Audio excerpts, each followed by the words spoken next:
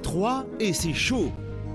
Disons que cette édition se voulait moins fun que d'habitude, mais malgré la morosité ambiante, l'avenir s'annonce plutôt prometteur. En témoignent les quelques nouveautés à suivre.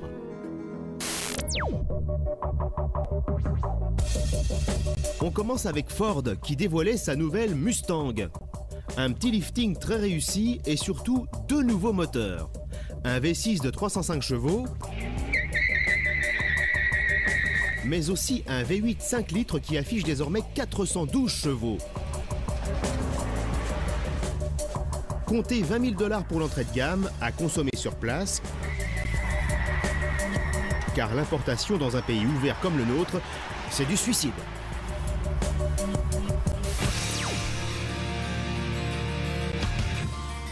La Ford qui sera importée et même fabriquée en Europe, c'est la Focus. Une troisième génération que le constructeur a voulu plus dynamique que jamais. Une ligne qui sera d'ailleurs commune à presque tous les pays. Même l'habitacle représente une vraie surprise. Bien entendu, nous reviendrons dessus très bientôt.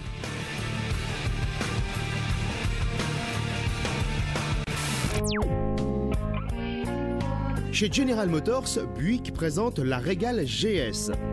Question design, c'est tout simplement une copie, certes réussie, de l'Opel Insignia OPC. Pour le moteur, il s'agit d'un 4 cylindres turbo de 255 chevaux. C'est curieux, chez nous, l'Insignia OPC embarque un V6 turbo de 325 chevaux. C'est bien fait.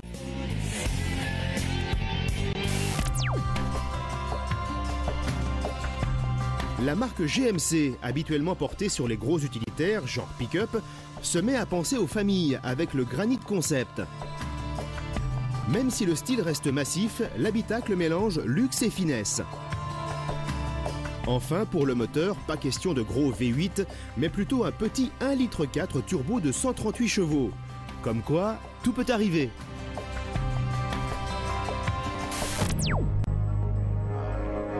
Volvo va également se mettre à l'électrique. En témoigne cette C30 qui se branche sur secteur pendant 8 heures. Le constructeur annonce un 0 à 100 km/h en 11 secondes et 130 km/h en vitesse de pointe. Le tout pour une autonomie de 150 km. Pas mal.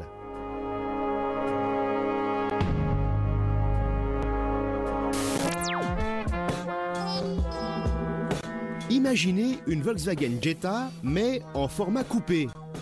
C'est un peu l'idée du Volkswagen Compact Coupé Concept. Esthétiquement, il ne faut pas s'attendre à de la grosse déconne, c'est du classique. Point important, ce coupé est un hybride. Il utilise un bloc essence de 150 chevaux fonctionnant avec un petit moteur électrique de 27 chevaux pour une conso de seulement 4,2 litres. On reparlera très vite de lui.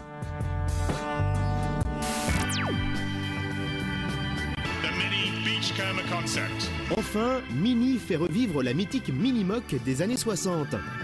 Le concept Beachcomber en reprend l'esprit dans les grandes lignes.